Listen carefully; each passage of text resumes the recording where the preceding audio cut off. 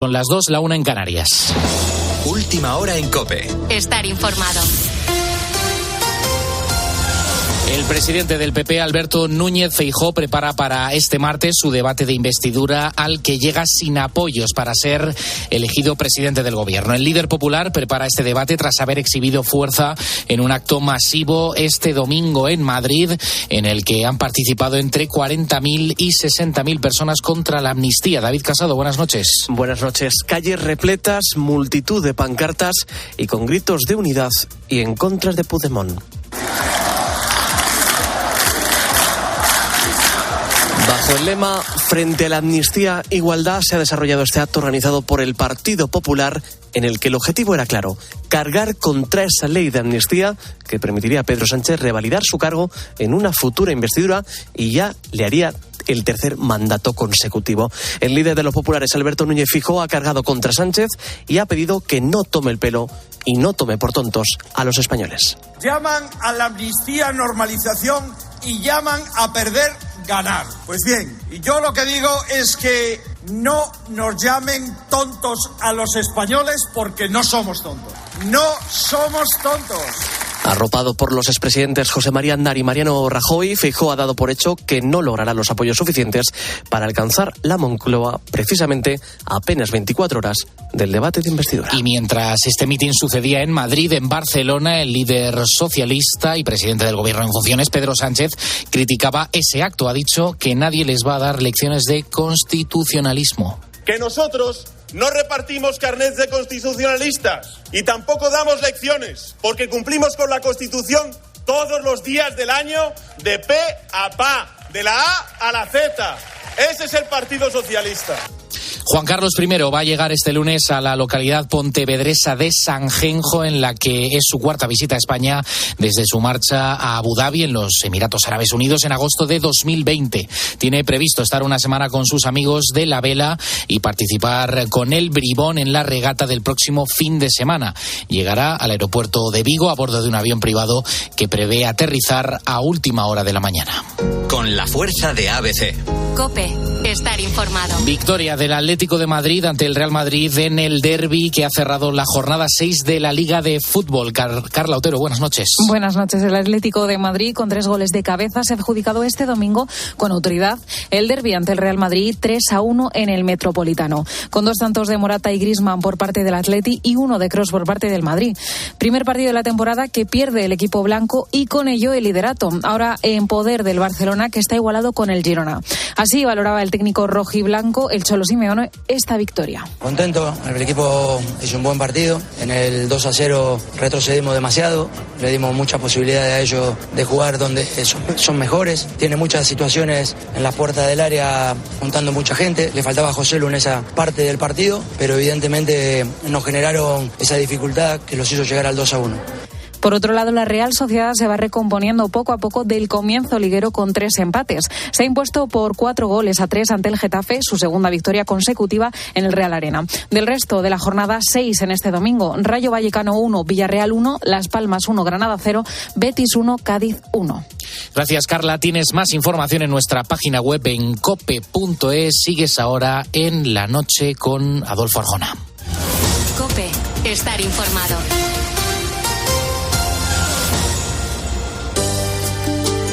I must make a pact. We must bring salvation back. And if you need me, oh, I'll be there. Adolfo Arjona. La Noche. COPE. Estar informado. When I was a little boy, my grandfather said to me. Corría el 20 de agosto de 2023. Era domingo, pleno verano. Mientras buena parte de España se dirigía o ya estaba en la playa, un grupo de mujeres españolas hacía historia. Se convertían en verdaderas pioneras. Solo 12 años después del primer Mundial Femenino de Fútbol, la selección española se hacía con la Copa.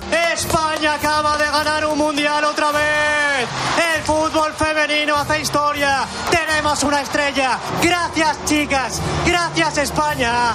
Somos campeonas del mundo. Es cierto que después llegaría el tocamiento de su entrepierna por parte de Rubiales en pleno palco oficial. Que vendría el beso a Jenny Hermoso o el no voy a dimitir. No voy a dimitir. No voy a dimitir. Bueno, al final ha dimitido. Pero lo que nadie ni nada puede empañar es que las jugadoras de la selección española de fútbol alzaron la Copa del Mundo solo 8 mundiales después de que se creara.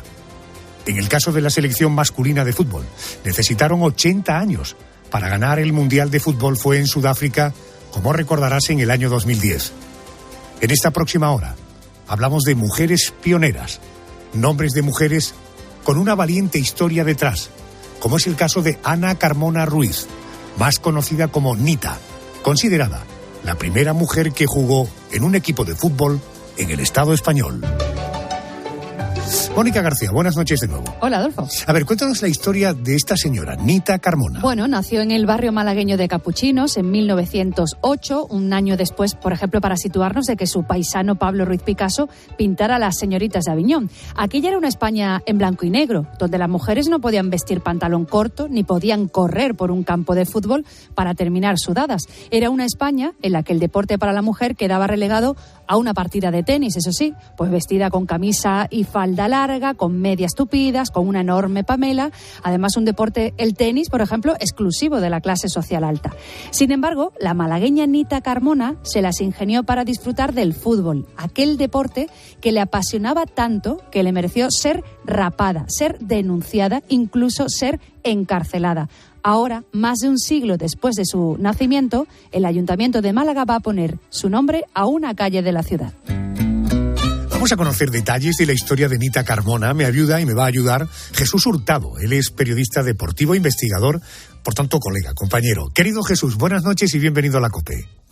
Hola, querido Adolfo, buenas noches a todos los compis y evidentemente a todos los oyentes de la radio de la COPE, que ha sido mi casa durante muchos años. Pues buenas noches y bienvenido a casa. En primer lugar, Jesús, para entender el contexto social que le tocó vivir a Anita, ¿qué podía y qué no podía hacer una mujer nacida en 1908? Bueno, la mujer estaba solamente para eso, para la casa, para cuidar los hijos, para hacer de comer, para zurcir la ropa, lavarla, etcétera, etcétera, etcétera. Eso del sport en la mujer no cuadraba. Ya a principios del siglo pasado, como bien ha apuntado la compañera, pocas mujeres hacían deporte, y las pocas que hacían, porque eran de clase social alta, que habían estudiado fuera de nuestro país y que venían de universidades inglesas o francesas en las que habían practicado algunas la esgrima, otras habían hecho la hípica, montar en bicicleta, o incluso lo que, como habéis apuntado, el lawn tennis, que se llamaba. Las mujeres ya a partir de los 14, 15 años estaban en edad de prepararlas para que se casaran, y poco más. La mujer, eso del deporte no estaba muy bien visto. Además, en la que conocemos como la Olimpiada más moderna, o la primera Olimpiada moderna en Grecia, las mujeres se aceptaban que fueran a las Olimpiadas, pero de una manera muy especial, a aplaudir, a ser simplemente bulto, entrecomillado, en la grada, pero nunca para hacer deporte. El papá de Nita era un estibador del puerto de Málaga. Ella creció jugando y viendo jugar al fútbol a los marinos ingleses que aprovechaban para jugar en las grandes explanadas del puerto. Bueno, Nita Carmona solía encaramarse a los árboles para ver jugar, al Sporting de Málaga, hasta que un día tuvo la oportunidad de infiltrarse en el equipo y llegar a jugar como un jugador más. Para eso fue clave la figura del padre, de Francisco Míguez Fernández. Jesús, ¿quién era este hombre y por qué la animó a infiltrarse como si fuera un jugador más? ¿Qué vio en ella? A ver, como tú bien has apuntado, el padre de Nita era bracero, lo que se conocía entonces, hombres que trabajaban con brazos, con los brazos, cargas y descargas, y ella desde muy pequeña vio jugar al fútbol, no solamente en las explanadas del puerto de Málaga, sino incluso muy cerca de su casa.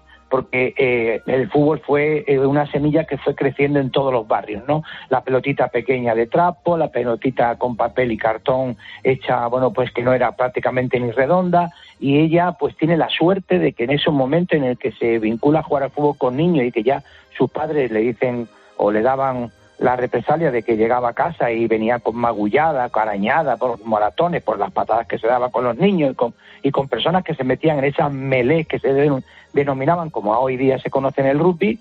Y bueno, pues tiene la suerte de que el padre Míguez, un gallego de Corbillón, aparece en Málaga dentro de las escuelas salesianas, y él funda un equipo de fútbol porque entiende de que la juventud está más en la calle que en la iglesia, y por medio del fútbol los puedo llevar a la iglesia. Entonces, con los propios alumnos del colegio salesiano, padres de esos propios alumnos, aficionados del fútbol, gente del barrio, ubican un campo de fútbol, el Oratorio Festivo Salesiano de Málaga, aún reza ese logo en las paredes, y bueno, pues construye un recinto para que la gente pueda jugar al fútbol de sol a sol.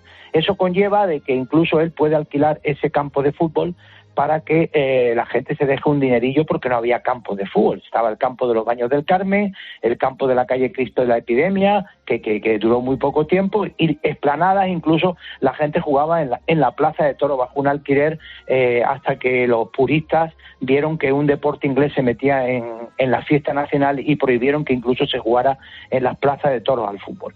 ¿Qué ocurre? Pues Nita, que vive en el barrio de Capuchino, muy cerca de Segalerba, el campo de fútbol que hoy conocemos. En Málaga se dice que quien no ha jugado en Segalerba no ha jugado al fútbol en Málaga, y ella tiene la suerte de ver jugar al fútbol, subirse en la muralla. Después, evidentemente, tiene la suerte de que su abuela, muy beata, conoce al padre Míguez, y este le encarga que lave la ropa, que le zurza las camisetas y las camisas, incluso a los propios curas, y ya tiene la posibilidad de, con unas canastillas, entrar al recinto deportivo y darle el material que había lavado su abuela al utillero, que también hacía un poco de todo en el equipo, incluso de entrenador, como era Juanito Marteache.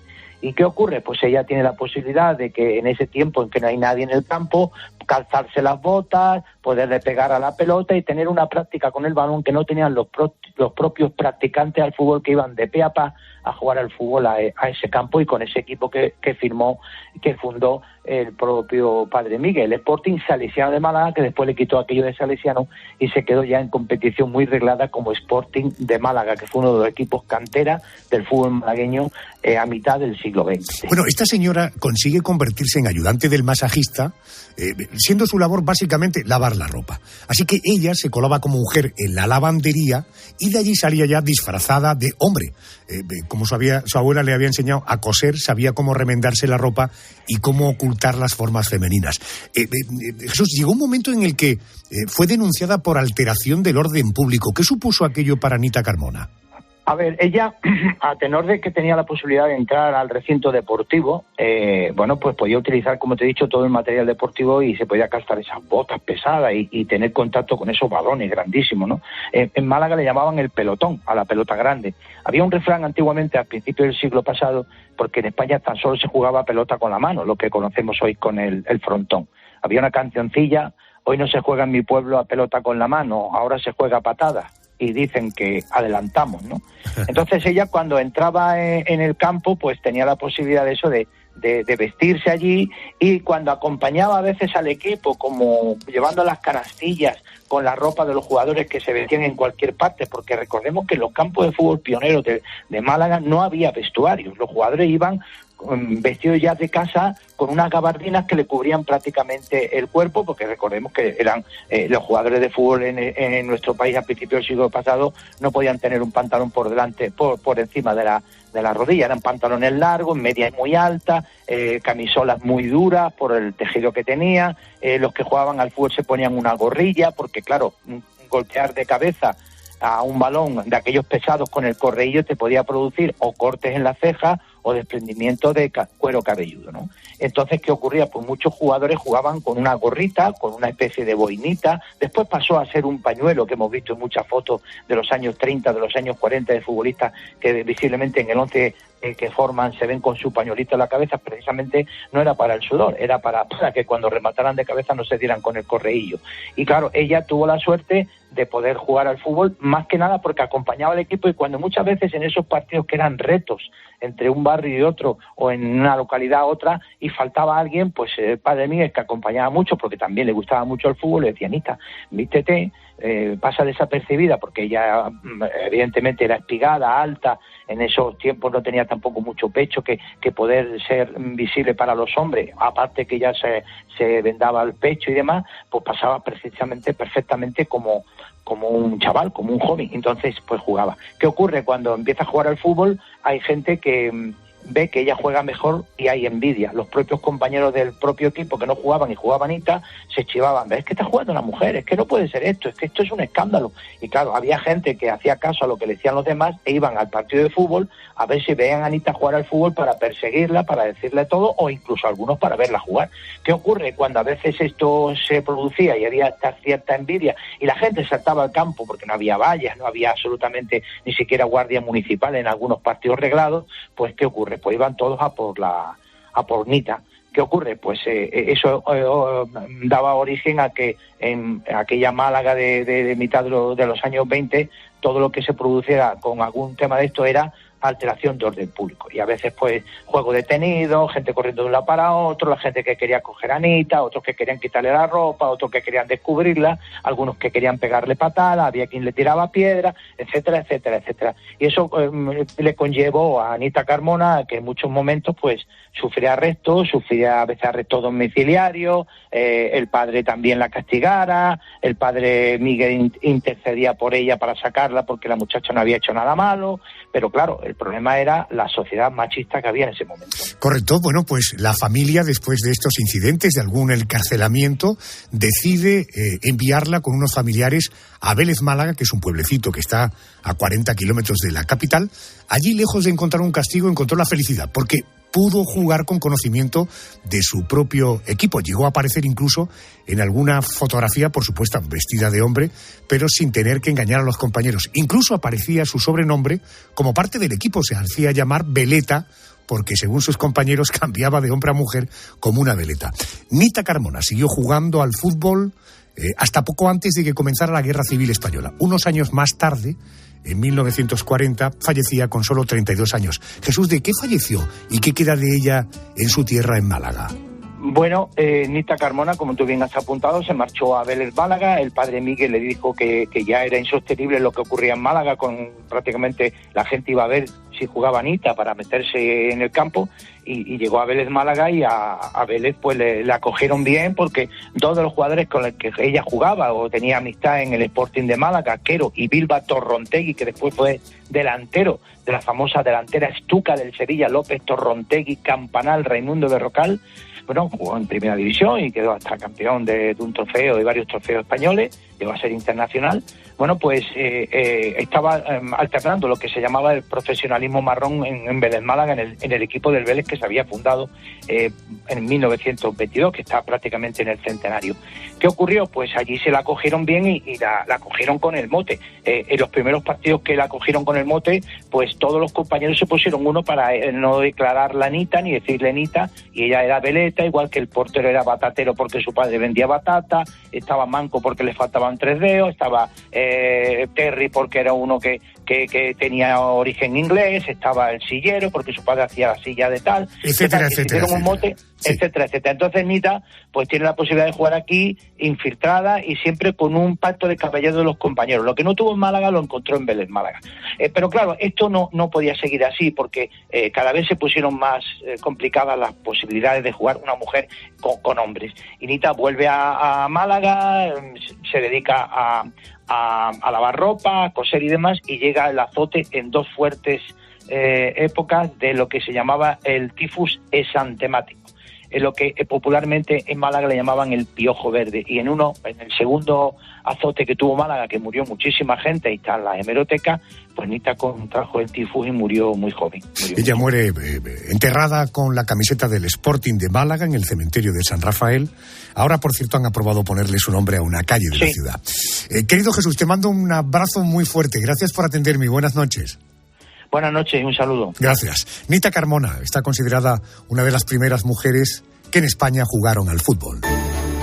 Bueno, en su caso tuvo que hacerlo bajo un seudónimo y bajo la apariencia física de un hombre. Ella abrió un camino que posteriormente seguirían otras mujeres, como Carmen Arce, conocida en el mundo del fútbol como Cubalita. Se trata de una de las primeras componentes de la selección femenina de fútbol de España, una selección no oficial que surgió a principios de la década de los 70 y que recorrió el territorio nacional mostrando su juego. Querida Carmen Arce Cubalita, muy buenas noches. Muy buenas noches a todos. Bienvenida a la cadena COPE. Muchas gracias. Bueno, lo de Nita, menuda historia. Vamos a aclarar en primer lugar lo de la selección femenina de fútbol. ¿En los años 70 realmente había una selección femenina de fútbol que jugaba contra otras selecciones de otros países? Sí, la verdad es que de los equipos que mejor jugaban en aquella época, como el Fuengirola de Málaga, el Cizán de Madrid, Racing de Valencia o la Peña Barcelonista, pues se hizo un combinado nacional que jugó en Murcia, en la Condomina, el primer partido de la selección española contra Portugal, con resultado de 3-3 y mucha controversia que solo supimos las jugadoras mucho tiempo después. Bueno, hay que decir que no eran partidos oficiales, de hecho no se oían los himnos oficiales de los países. En tu caso, ¿cómo llegas a formar parte de aquel equipo de fútbol femenino? Porque jugaba en el Racing de Valencia y la verdad es que se me valoraba bastante como portera y varias compañeras de mi equipo y yo pues fuimos seleccionadas. Bueno, tú escuchaste algo en la radio, ¿no? Hubo un anuncio en la radio que provocó tu curiosidad, ¿no? Sí, yo vengo de una familia de mucho fútbol, mi hermano jugaba en el Don Bosco, por eso me emocionaba al oír los salesianos ahora. Y él era portero, tenía 8 años más que yo estaba siempre parando balones junto a él. Y un día en casa vieron que había un anuncio en el periódico que se buscaban chicas para formar un equipo de fútbol, hablo de finales de 1970, y nada, me dijeron que si quería acudir, que sin ningún problema, al revés, y yo acudí y empecé a jugar al fútbol con el primer equipo que se formó aquí en Valencia, que fue el Racing.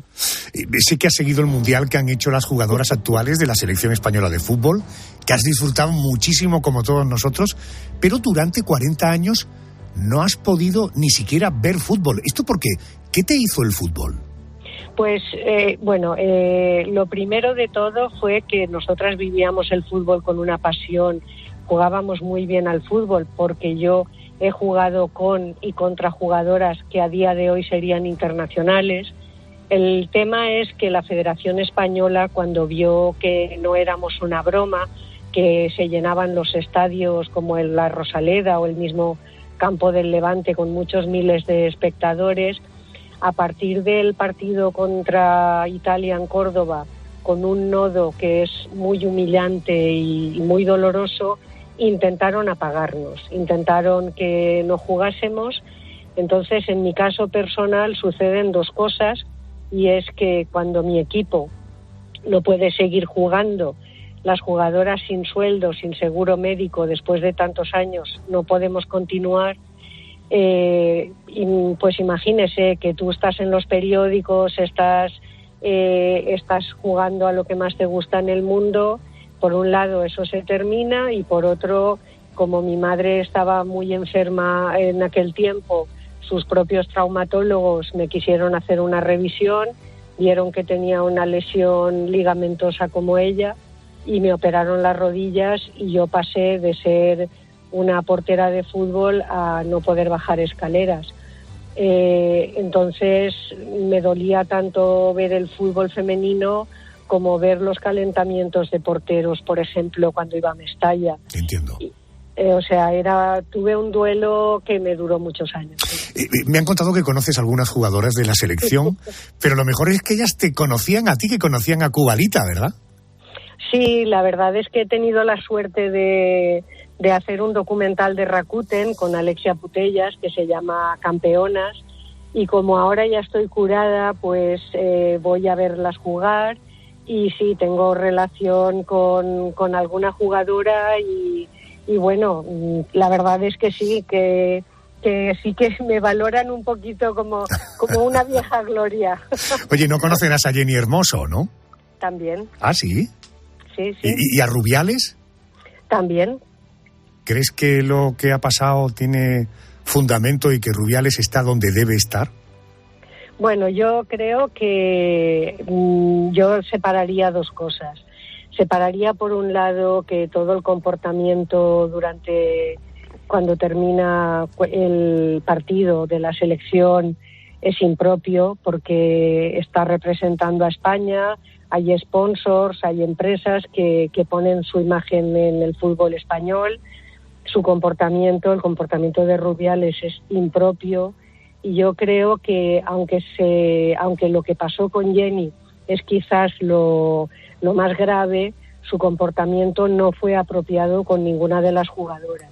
Por una razón, porque además creo que la razón es que cuando tú consideras niñas o chicas o mis chicas, no consideras a profesionales, porque cuando tú consideras a colegas o consideras a personas que son profesionales, las distancias se saben mantener.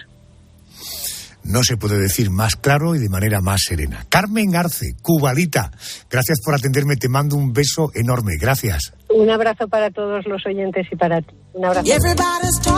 Qué bueno, qué bueno.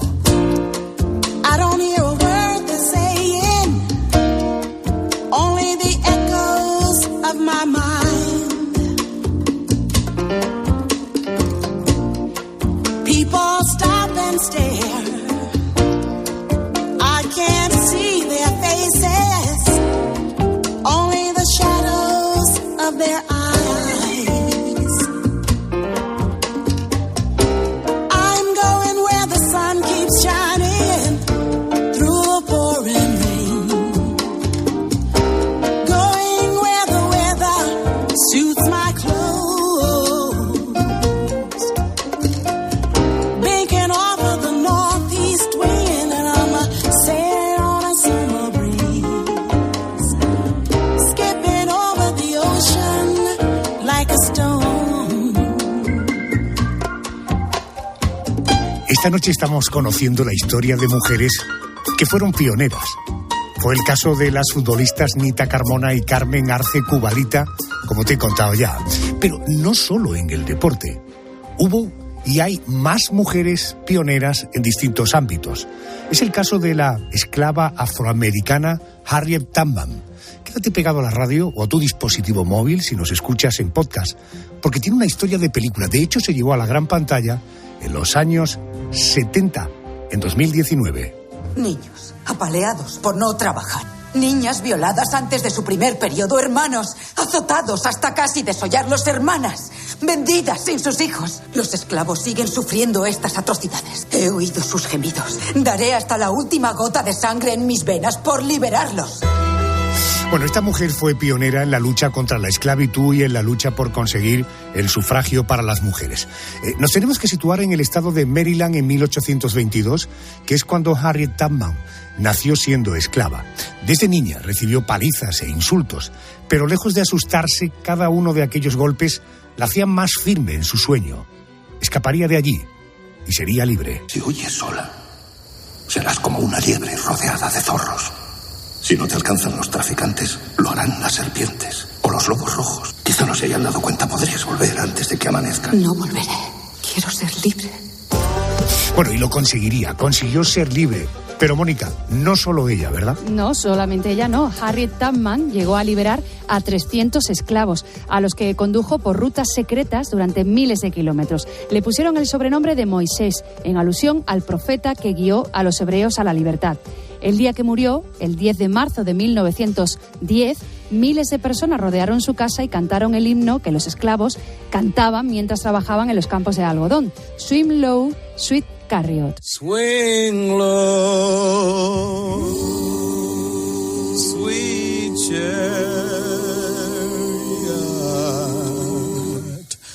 coming far to carry me.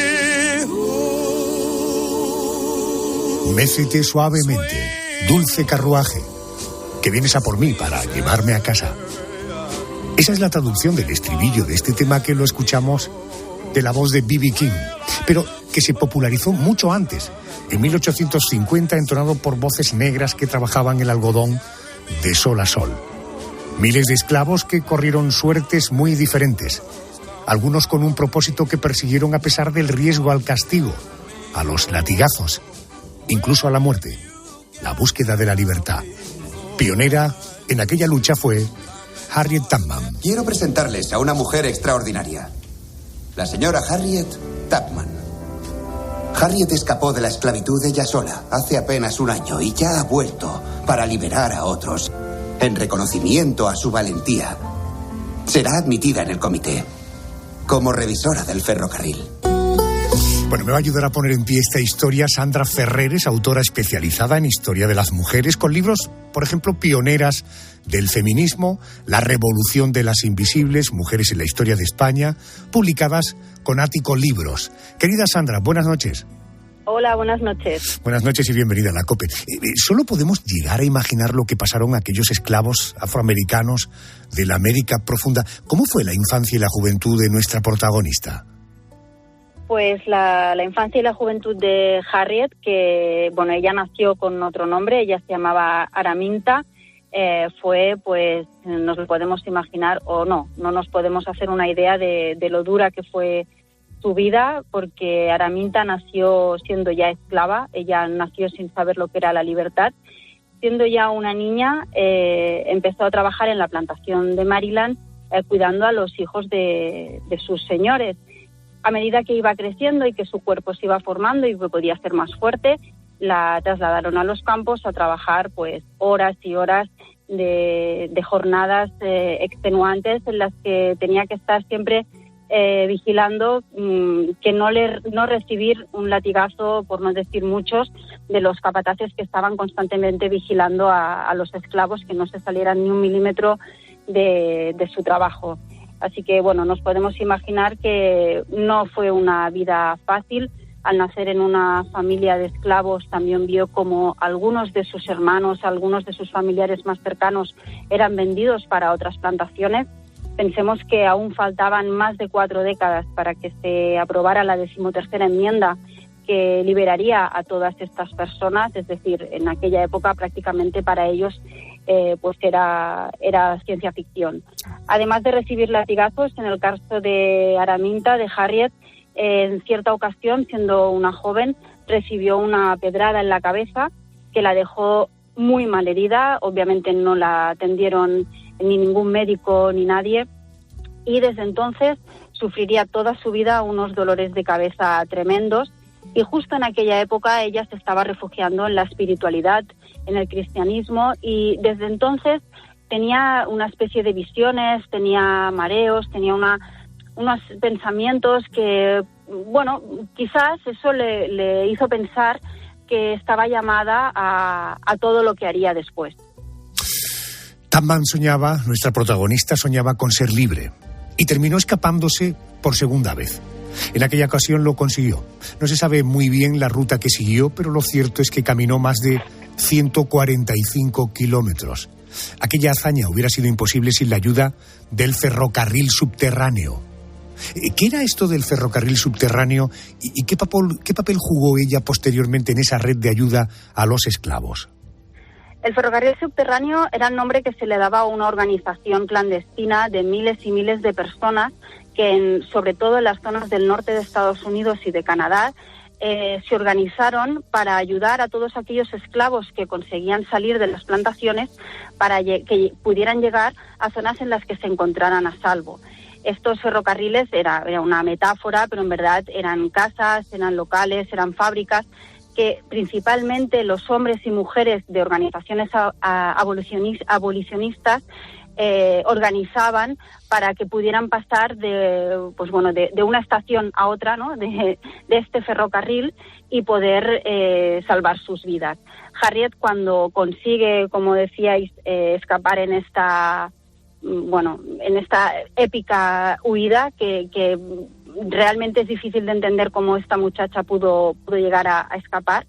No solo escapó, sino que decidió volver para salvar a sus familiares, amigos, a todo aquel que ella pudiera ayudar, y lo hizo uniéndose a esta red de los ferrocarriles subterráneos. Cuando terminó la guerra de la secesión de Estados Unidos, con la victoria de los estados del norte, la esclavitud quedó abolida, aunque en la práctica las cosas nunca fueron tan claras y rápidas como Harriet Tubman hubiera deseado. Fue entonces cuando ella inicia otra lucha, el derecho a que las mujeres ejercieran su derecho al voto. ¿Cómo fue, Sandra, cómo fue aquella lucha? ¿Por qué volvió a destacar esta señora? Pues hemos de pensar que con la 13ª enmienda se consiguieron muchos logros, pero también muchas frustraciones. Tenemos que ponernos en el contexto de la época previa a la Guerra Civil, en la que durante mucho tiempo organizaciones abolicionistas y organizaciones feministas, que muchas iban vinculadas, de hecho muchas feministas como Lucrecia Mott en el futuro inició su labor por los derechos civiles en organizaciones abolicionistas, pues todos estos movimientos, cuando se aprueba la 13ª enmienda, quedan en parte frustrados, porque lo que dice la 13ª enmienda es que los hombres esclavos son libres, las mujeres esclavas son libres, pero solo son los hombres negros los que llegan a obtener la ciudadanía. Es decir, que toda la lucha que las mujeres y las mujeres negras habían llevado a término durante muchos años, vieron pues que no habían conseguido lo que conseguirían muchos años después, en 1918, con la 19ª enmienda, que entonces sí que les dieron el derecho al voto. Pues en toda esta época es cuando Harriet se une a feministas a sufragistas como Susan B. Anthony, que fue una de las principales pioneras del movimiento por el derecho al voto de las mujeres y muchos otros derechos femeninos en los Estados Unidos. Pues en aquella época Harriet se dio cuenta que aún faltaban muchos derechos por conseguir y se unió a todos estos movimientos feministas. Swing low, sweet chariot,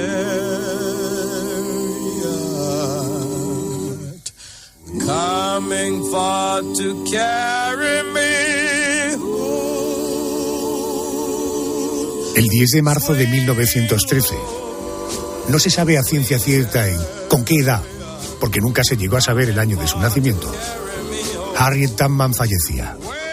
Miles de personas se dieron cita en su casa de Auburn, en Nueva York, para entonar el himno de los esclavos afroamericanos. Mécete suavemente, dulce carruaje, que vienes a por mí para llevar a casa.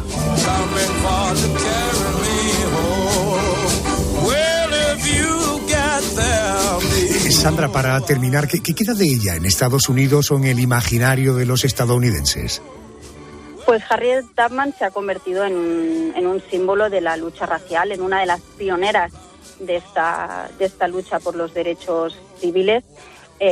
Aparte de una decena de estatuas que se han erigido en su honor en distintas ciudades de los Estados Unidos, se han hecho homenajes a su figura como sellos postales. El Departamento del Tesoro norteamericano emitió un billete de $20 con su imagen. Se han publicado biografías interesantísimas sobre su vida y la época que le tocó vivir, y las películas a las que aludíais al principio, sobre todo, yo he visto la película de 2019, que realmente es una recreación muy bonita de la figura y de la valentía de Harriet Tubman. Pues querida Sandra Ferrer, gracias por acompañarme y gracias por poner en pie esta preciosa historia de esta pionera norteamericana. Un abrazo fuerte y buenas noches. Un abrazo, muchas gracias.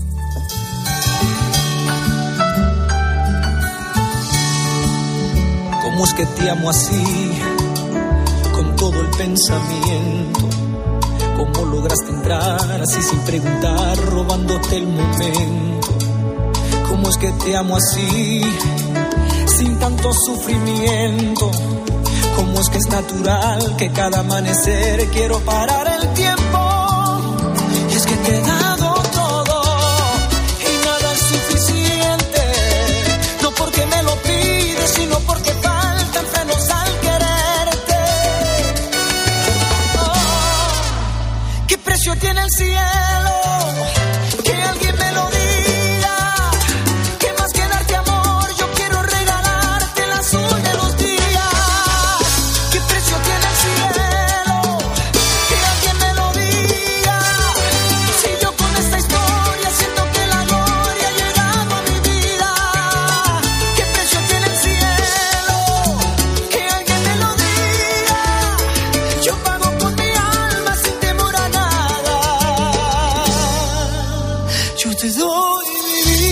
Esta noche estamos conociendo historias de mujeres pioneras. Hablábamos ahora de Harriet Tubman. Muchas personas tomaron el testigo de esta afroamericana Harriet Tubman en su batalla incansable por acabar con la esclavitud en Estados Unidos. Sin embargo, la lucha sería larga en el tiempo.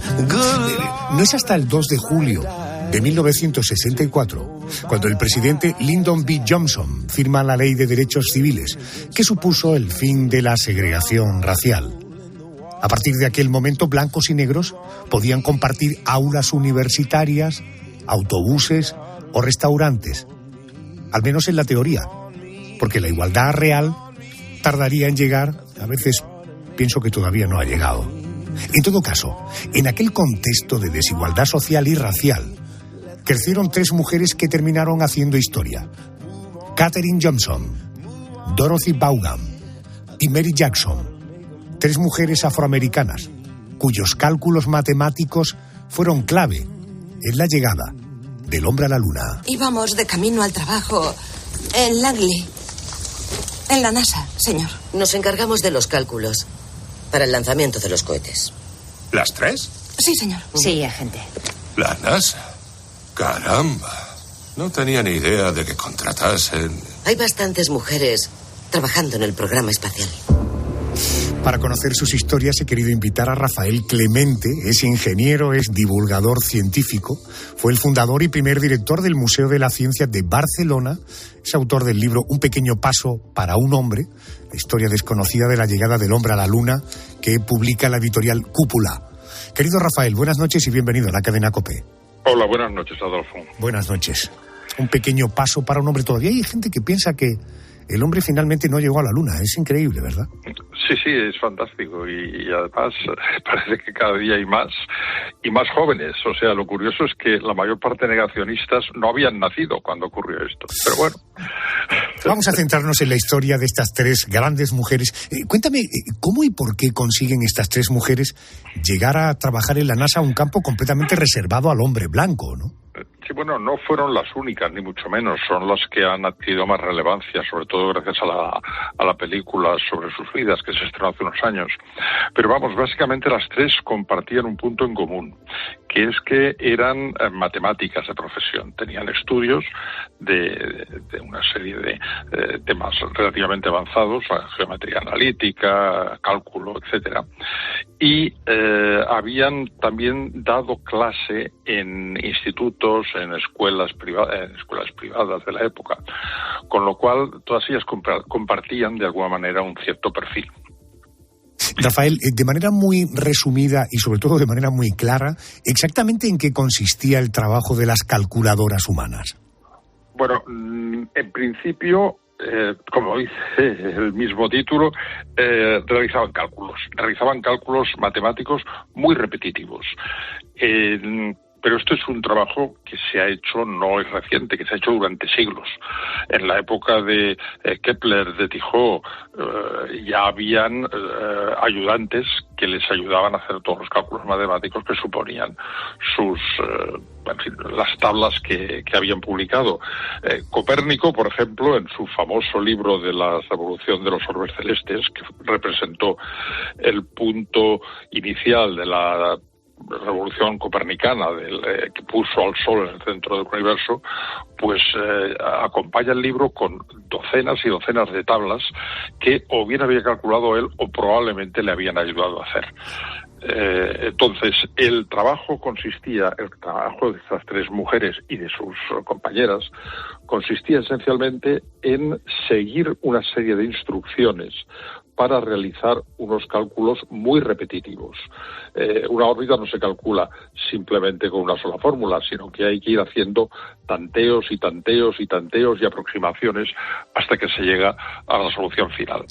Y por otra parte, el cálculo de órbitas se puede fraccionar en una serie de tareas individuales relativamente sencillas, que es lo que se repartía a cada una de las calculadoras. Correcto, calculadoras humanas, por tanto, eran calculadoras, hacían cálculos matemáticos para la NASA. Oye, estamos hablando de 3 mujeres negras en un mundo de hombres blancos.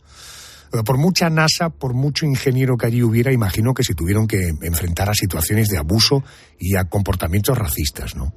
Sí, claro, era el signo de los tiempos. Piensa que ellas antes de la NASA habían trabajado para la precursora de la NASA, que era la NACA, el Comité de Asesoría para Asuntos Aeronáuticos, que se fundó en el año 1915. La NASA se fundó en el 58 y eso fue el momento en el que ellas fueron transferidas de una institución a otra. Ahora bien, tanto la NACA como la NASA en los años 60 pues estaban embebidas, lógicamente, de todos los prejuicios racistas, de discriminación, de separación por razas. Entonces, claro, hoy lo vemos con un cierto sentimiento de horror.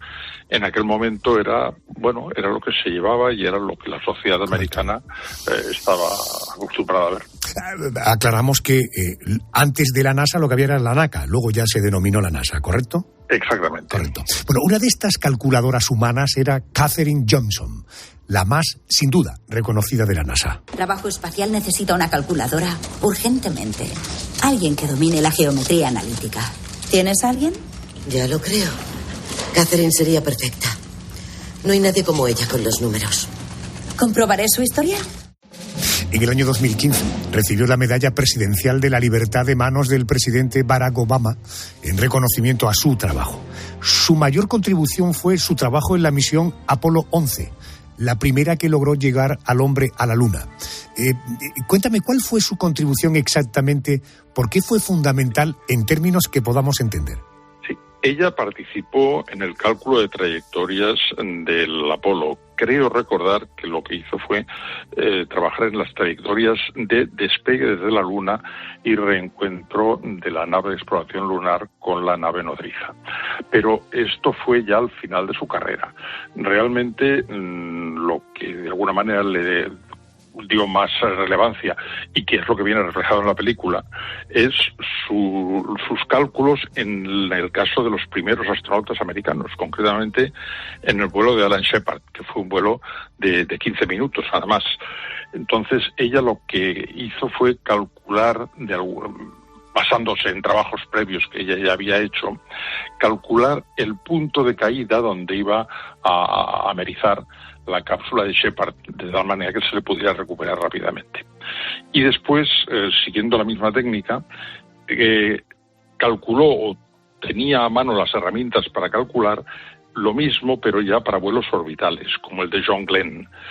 Estas trayectorias se hicieron por primera vez mediante ordenadores y cuenta la leyenda, o cuenta la película al menos, que el propio Glenn no se fiaba de los cálculos realizados por una máquina y pidió que Katherine Johnson las verificase a mano, que es justamente, casi el tema de algunos chistes, ¿no? O sea, Martínez, tome los próximos 50 años y verifique este cálculo, ¿no? Entonces, es lo que ella hizo rápidamente y se dice que Glenn pues voló con más tranquilidad. De todas maneras, era otra época, cuando los astronautas americanos volaban con un billete de $1 en el bolsillo para poder ser identificados. O sea, no sé si conoces la historia o si se sale un poco del tema, pero la Federación Astronáutica Internacional tenía una especie de notarios que daban fe de los récords que conseguían los astronautas tanto rusos como americanos. Entonces lo que tenían que asegurarse es que el astronauta que despegaba era realmente el que aterrizaba, que no fuera a ser que les dieran el cambiazo, como se había llegado a suponer o incluso sugerir del caso de los rusos. Y para identificarlos, el notario de la Federación Astronáutica le daba personalmente un billete de $1 al astronauta y en el momento de aterrizaje esperaba que el astronauta le dictase por teléfono el mismo número de serie que le había dado para verificar que era la misma persona. Qué bueno. Aunque parezca sorprendente, esta técnica duró hasta el último vuelo del Apolo. Y después ya se abandonó, claro. Bueno, técnicas analógicas de aquella época, pero que eran sin duda infalibles, ¿no? Bueno, esta señora de la que hablamos esta noche, Katherine Johnson, también participó en las ecuaciones y cálculos que se aplicaron en la crisis del Apolo 13, año 71, aquella misión de la que salió la famosa frase... Houston, tenemos un problema. Houston, tenemos un problema. Katherine Johnson, Dorothy Vaughan, Mary Jackson fueron pioneras en el papel que posteriormente jugaría la mujer en la NASA. Rafael, en tu opinión, actualmente, ¿qué papel ocupa la mujer en la carrera espacial? Bueno, ha prosperado muchísimo con respecto a lo que era hace 50 años, evidentemente. En este momento, las mujeres en la NASA ocupan puestos de responsabilidad como managers, como directoras, como pilotos. Hay alguna mujer que ha sido comandante de un vuelo del transbordador espacial. Otras han sido también las responsables máximas de una tripulación en la Estación Espacial Internacional. Han hecho vuelos, no solamente vuelos, sino paseos espaciales de varias horas de duración para ejecutar reparaciones en la propia estación. Entonces, claro, en este momento se puede decir que no hay prácticamente en la práctica ninguna diferencia entre astronautas masculinos y femeninos. En el caso de las tres protagonistas de la que estamos compartiendo esta noche información, Katherine, Dorothy y Mary, ¿se pueden considerar junto con otras mujeres pioneras en la participación de la mujer en la carrera espacial, en el trabajo de la NASA?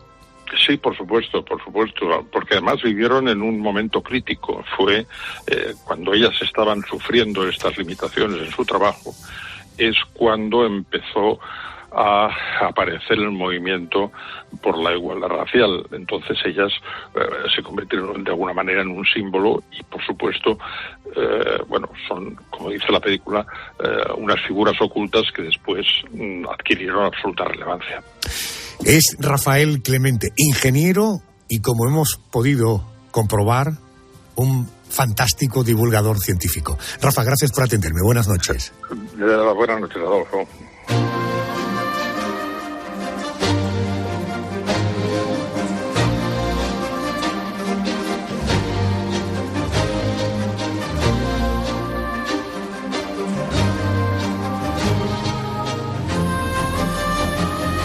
Todavía hoy sigue habiendo abusos por razones de género. Todavía hoy hay que implementar políticas de discriminación positiva. Todavía hoy siguen existiendo casos de racismo. Todavía hoy necesitamos mujeres y hombres que rompan moldes, que sean pioneros en la igualdad entre hombres y mujeres. La igualdad entre seres humanos.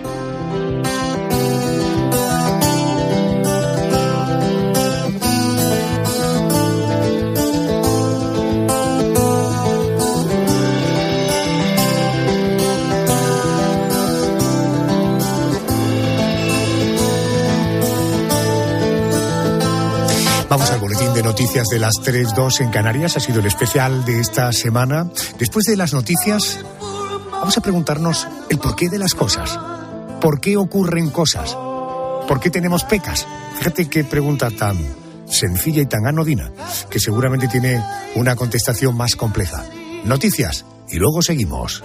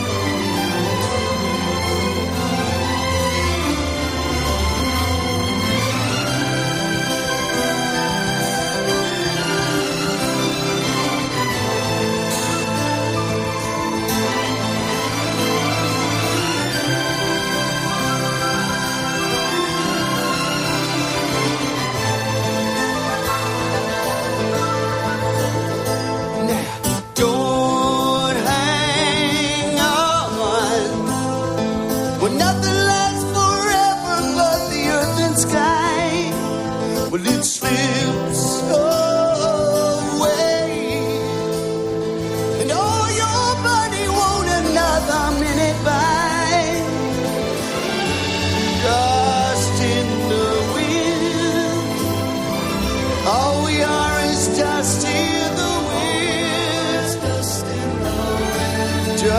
dust in the wind. Everything is dust in the wind. In the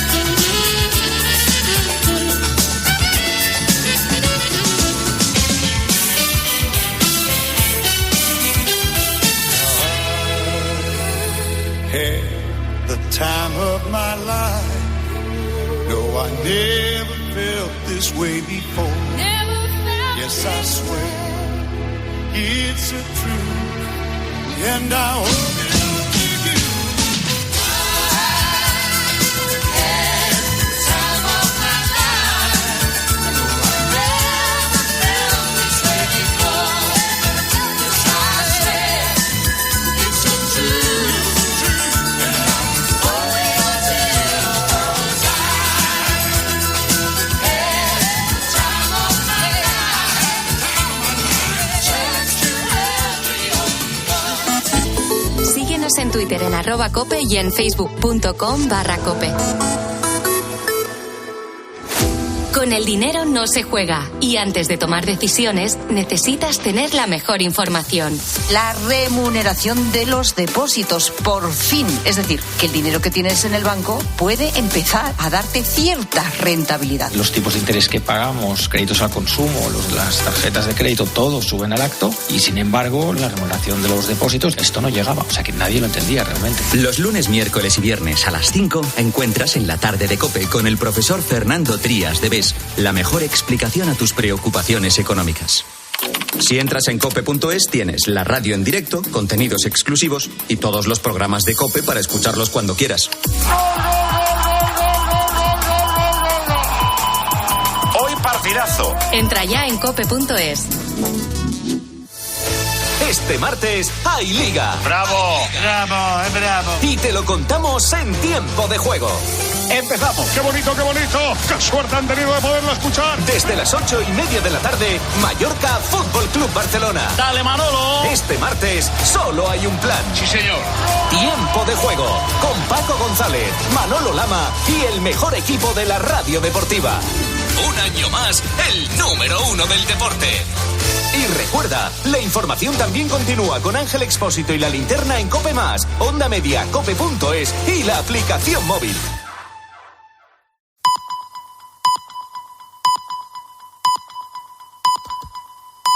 Son las 3.